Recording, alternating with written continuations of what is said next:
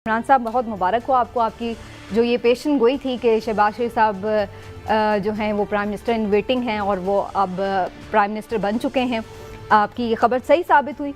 लेकिन अब जो उनके सामने चैलेंजेस हैं उनको आप क्या देख रहे हैं? कुछ का तो मैंने जिक्र किया, सबसे बड़ा चैलेंज कौन सा है? बिस्मिल्लाहिर्रहमानिर्रहीम। स्मीना, सबसे पहली बात तो ये है कि शहबाज शरीफ साहब के सामने जो चैलेंजेस हैं वो सिर्फ इतने नहीं हैं जिनका आपने जिक्र किया, इससे कहीं ज़्यादा है। लेकिन मैं समझता हूँ कि सबसे बड़ा चैलेंज उनके लिए ये है कि एक आम मिडिल क्लास और लोअर मिडिल क्लास पाकिस्तानी के लिए उसके म्यारे ज़िंदगी को बेहतर बनाने के लिए क्या वाकई बतौर वज़ीर आज़म वो कुछ कर पाते हैं या नहीं कर पाते। आप कान इधर से पकड़ें या उधर से, आप इमरान खान साहब की पॉलिसियों पे तनकीद करें, आप उनकी सियासत और तर्ज सियासत पे तनकीद करें या कुछ भी करें, अल्टीमेटली रिज़ल्ट निकलना है कि आप पाकिस्तानियों को क्या रिलीफ दे पाते हैं और पाकिस्तानियों के म्यारे ज़िंदगी को बेहतर बनाने में क्या किरदार अदा कर सकते हैं। मैं ये समझता हूँ जो आप इंट्रो में बातें कर रही थी कि इमरान खान साहब जल्दी इलेक्शन करवाने का मुतालबा मनवा पाते हैं या नहीं, ये सब बातें सानवी हैं। इमरान खान साहब के मुतालबे पे कुछ नहीं होगा, असल इनकी परफॉर्मेंस पे ही सब कुछ होगा। अगर तो इन्होंने बतौर वज़ीर आज़म वाकई अवाम के म्यारे ज़िंदगी, आम पाकिस्तानी के म्यारे ज़िंदगी को बेहतर बनाने के लिए कुछ काम कर लिया, अवाम को कुछ रिलीफ दे दिया, तो फिर तो ये अपना टेन्योर भी शायद पूरा करें और अगले इलेक्शन में भी बेहतर पोजीशन में जाएं। लेकिन अगर ये कुछ ना कर पाए, अगर ये जो है आम पाकिस्तानी उसको इसी तरह उसी के हाल में रखा है इन्होंने, तो फिर मैं समझता हूँ कि इनके लिए ना सिर्फ ये टाइम पूरा करना मुश्किल होगा बल्कि अगले इलेक्शन में जाना भी मुश्किल होगा और शायद इनके लिए पहले से ज़्यादा मसाइल में इजाफा हो जाए। ठीक है, ये तो इमरान साहब का तज्ज़िया। लेकिन हिलाली साहब, इमरान खान साहब के कह रहे हैं कि वो मुतालबे पे नहीं इलेक्शन होने जा रहे, ये देखा जाएगा कि परफॉर्मेंस क्या रहती है इस गवर्नमेंट की। डू यू थिंक सो कि इमरान खान साहब का नैरेटिव जो है वो अवाम में इतनी ताकत नहीं रखता कि वो दबाव बढ़ा सके इस हुकूमत पर कि आप जल्दी इलेक्शन करवाएं और आवाम की नब्ज देखें कि वो क्या चाह रही है, वो आपसे परफॉर्मेंस चाह भी रही है या नहीं चाह रही है? पहले तो ये भी जानना होगा। मैं तो चौंक गया हूं, मैं हैरान हो गया हूं कि इस किस्म का चैलेंज जो इसने पूरी इस्टेब्लिशमेंट और स्टेट को इमरान खान ने पोज किया है। देखिए उसके बारे में क्या नहीं कहा गया है जो बुरा है, क्या नहीं कहा गया और क्या नहीं लिखा गया है। आज मैं पढ़ रहा था अमेरिका से फॉरेन अफेयर्स मैगजीन, वो कह रहे थे इसके पास हर किस्म का वाइस है, हर किस्म का इसका नुक्स है कैरेक्टर में, मगर साथ साथ उनको मानना पड़ा कि इससे ज्यादा पॉपुलर आदमी पाकिस्तान में है ही नहीं and his popularity is rising. क्यों नहीं कहते हैं फिर? क्यों कहते हैं कि उसका नुक्स है? क्यों कहते हैं उसमें वाइस है? कि पाकिस्तान के अवाम को नहीं पता? तुम्हारे से बेहतर उनको पता है। क्यों लोग उसके पीछे हैं? इसलिए कि उस पर ट्रस्ट है, एतबार करते हैं, ईमानदार आदमी को मानते हैं। अब आपको मैं बताता हूं, एक एग्जाम्पल मैं दूं। समीना, आप मुझे बताएं, जितना आजकल लोग गलत से कह रहे हैं फौज के, हमारे फौज के बारे में कितनी गलत बातें कह रहे हैं। अच्छा हिलाली साहब, ये हमारी ऑनगोइंग डिस्कशन है। Sorry to interrupt you. Faisal Vawda साहब हमारे साथ मौजूद हैं, पाकिस्तान तहरीक इंसाफ के रहनुमा। कराची का ताल्लुक भी है, कराची में कल जलसा भी है और उनसे हम जानते हैं कि ओवरऑल अब स्ट्रैटेजी क्या होने जा रही है पाकिस्तान तहरीक इंसाफ की। बहुत शुक्रिया आपका फैसल वावडा साहब, आपने वक्त दिया हमारे शो के लिए। आप सुन पा रहे हैं मुझे? जी मैं सुन पा रहा हूँ। जी वेलकम कहती हूँ। और आपको सबसे पहले तो ये फरमाइएगा, कल जलसा है, बड़ा अच्छा माशाल्लाह से रिस्पांस आवाम का हम देख रहे हैं, आपकी क्राउड बड़ा अच्छा आ रहा है जलसों में भी और रोड्स पे भी। तो कल कराची से क्या एक्सपेक्टेशंस है आपकी? देखिए जो जगह हमने डिसाइड किए कायदे के मज़ार के सामने वाला ग्राउंड, उसकी कैपेसिटी है about 6.5 lakh and we are hoping to cross that figure. हमें लगता है कि जो चारों तरफ है वो मिला मिलू के एक ऐसा हिस्टोरिकल जलसा होगा जिससे सिम्स जो है वो और डायरेक्शन क्लियर हो जाएगी पाकिस्तान तहरीक इंसाफ की। और मीनार पाकिस्तान के बाद तो मैं नहीं समझता कि ईद अगर आप मिलाएं तो मैक्सिमम 5 से 6 हफ्तों में। इसलिए आपने सिर्फ 3 ही जलसे अभी तक अनाउंस किए हैं कि आप समझ रहे 3 जलसों में ही काम हो जाएगा? देखिए जी, जलसों से जो ये इम्पोर्टेड सेलेक्टेड हुकूमत है उसको प्रेशर, अभी तो जल्द से अलग है, रोडों में जुलूस अलग है, ओवरसीज स्ट्रैटेजी अलग है, ओवरसीज पाकिस्तानियों ने कुछ और करना है, हमने कुछ और करना है। सो बेसिकली कॉन्सेप्ट जो पूरे मिशन के ऊपर है वो इमरान खान की हुकूमत को बहाल करना नहीं है, ये पाकिस्तान की खुद मुख्तारी, पाकिस्तान की सलामती, इंटेग्रिटी और गैरत की बात है। और गैरत की जब बात आ जाती है, आप देखें हमारे फौजी जवान जो हैं वो कम रिसोर्सेज के बाद जंगें क्यों जीतते हैं, क्यों हमारी बेस्ट आर्मी कहलाती है, क्योंकि उनका अल्लाह अकबर का जज्बा है। जब आप जज्बे से किसी चीज से निकलते हैं तो और ये वो जज्बा है जिसमें पाकिस्तान ने खुल के अपनी आंखों से देख लिया है कि इस मुल्क के अंदर क्या सिस्टम है, किस तरह सिस्टम चेंज होता है, किस तरह एक आदमी शहबाज शरीफ के फर्द जुर्म आयद होनी है, उसके डायरेक्टर रिजवान को FIA को हटा दिया जाता है, उसको ECL में डाल दिया जाता है और उसी दिन उसी क्राइम मिनिस्टर का ओथ ले लिया जाता है। ये तमाशा जो है, जो आईन और पाकिस्तान के जो ठेकेदार हैं उनकी मौजूदगी में सब कुछ हो रहा है, ऑटो पे सब कुछ चल रहा है, एक साजिश होती है, साजिश का सब कुछ एक साइड पे चीजें चली जाती है। तो ये अब इमरान खान की हुकूमत की बात तो बहुत छोटी सी रह गई है, अब है पाकिस्तान की खुद मुख्तारी और उसकी गैरत और उसकी सलामती और इंटेग्रिटी की बात।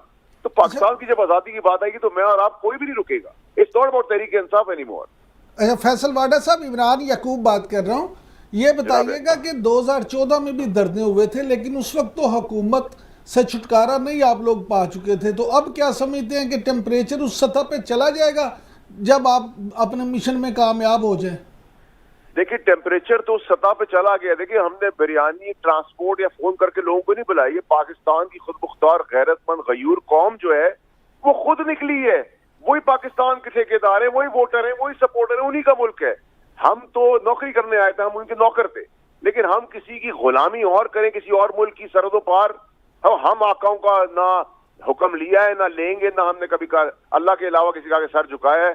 कट सकते हैं लेकिन सर नहीं झुका सकते, तो ना हम इनको चलने देंगे और ना चल सकते हैं। कोई क्रेडिबिलिटी आप मुझे बताएं कि फजलुर रहमान को 3 मिनिस्ट्रियां देनी है फॉर डिबेट से, अगर उनको कॉमर्स और इंडस्ट्री देनी है तो आप सोचे पाकिस्तान का ढांचा क्या है, आपको खुद हंसी आ जाएगी। ये बंदर बांट हो रही है।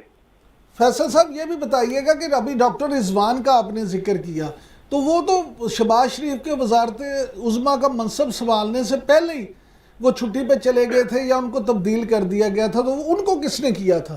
मुझे क्या पता जी, ये तो देखे बैरून मुल्क जब पूरे का पूरा ढांचा बताया जा सकता है एक साजिश के तहत, तो ये तो एक डायरेक्टर है और एक आदमी जो अपनी नेक नियति से काम कर रहा था, फर्ज में जुर्म आयद करवाने जा रहा था, इसके बाद आप समझते हैं कोई मुल्क में काम करेगा? इन्होंने तो पहले से ही ब्यूरोक्रेसी के अंदर चेंजेस ला दी थी। इतना कभी फास्ट ब्यूरोक्रेटिक चेंज आपने अपनी जिंदगी में कभी देखा है? तो ये गेम बहुत दिनों से पकड़ी थी, अब मंजर आम पे आ गई है और पाकिस्तानी कौम रिएक्ट कर रही है इस फरसूदा सिस्टम के खिलाफ, जिस सिस्टम के अंदर किसी किस्म की ना सुनवाई है, ना इंसाफ है, ना कुछ है। यहाँ सब जो है वो बंदर बांट की तरह, एक मदारी की तरह कोई बीन बजाता है और सब नाचना शुरू हो जाते हैं और सभी नाच रहे हैं, और इस वलवले को किसी का बाप भी नहीं रोक सकेगा पाकिस्तान में। अच्छा फैसल साहब, आखिरी फैसल साहब, आप खुद भी इस अमल का शिकार भी हुए, लेकिन 3.5 पौने 4 साल में आपने इस फरसूदा निज़ाम को बदलने के लिए क्यों कोशिश नहीं की? आपकी हुकूमत भी तो नहीं। देखिए जी, मैं एक वाहिद केस हूँ, टेस्ट केस, जिसमें इलेक्शन कमीशन ने सिर्फ रेप और मर्डर मुझ पर नहीं लगाया, बाकी सारी दफाएं लगा दी हैं। और मेरे जैसे कई दर्जन केस हैं जिनके अंदर फैसले कुछ और हुए हैं और मेरे साथ कुछ और हुआ है। लेकिन ठीक है, हम सुप्रीम कोर्ट के ऊपर अपना रखते हैं कि जी सुप्रीम कोर्ट इंसाफ करेगी, लेकिन जैसे ये फॉरेन फंडिंग केस है, वो फैसल ऑर्डर का केस नहीं कि उस पर रेप और मर्डर भी लगा देंगे तो वो सह लेगा। फॉरेन फंडिंग केस के अंदर ड्रामे की सिर्फ क्रिएट किए जा रही है और इलेक्शन कमीशन जो है बी टीम नवाज शरीफ की बनी हुई है। आप समझते हैं पाकिस्तानी लोग इसको एक्सेप्ट करेंगे? ये इनको छुपने की जगह नहीं मिलेगी। लेकिन फैसल वावडा साहब, अगेन यही इदारे हैं, इन्हीं की तरफ देखना भी है और आप लोगों को भी इन्हीं के तहत सिस्टम में जाना है। अगर आपने इलेक्शन जीतने हैं तो इसी इलेक्शन कमीशन ने इलेक्शन भी करवाने हैं। बात यह है कि अब सब इदारों से टक्कर भी नहीं मोल ली जा सकती, लेकिन साजिश वाले मामले पे भी अब आप लोग कह रहे हैं साजिश है। DGISPR ने कल कह दिया है कि साजिश का तो लफ्ज यूज नहीं हुआ, इस पे भी सब कह रहे हैं कि ये आपके मौकिफ को धचका लगा है। आप कैसे रिस्पॉन्ड करेंगे? मैं अगर अपनी फौज के सामने उसका जवाब दूंगा और मैं नून लीग की तरह ना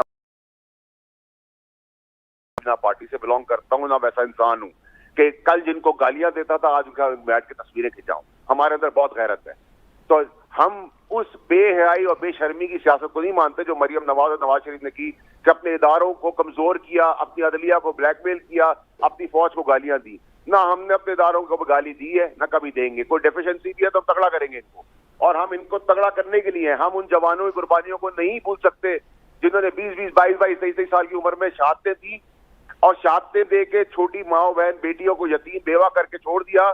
उन्होंने इस मुल्क के लिए नहीं किया था जिसमें आप पीडीएम बना के सारे डाकू चोर लुटेरों को एक साइड पे कर दे और सारी दुनिया की मशीनरी जो एक तरफ हो जाए। ये कोई एक्सेप्ट करने को तैयार नहीं है। इसके लिए मरना पड़ेगा, मारना पड़ेगा, जो करना पड़ेगा।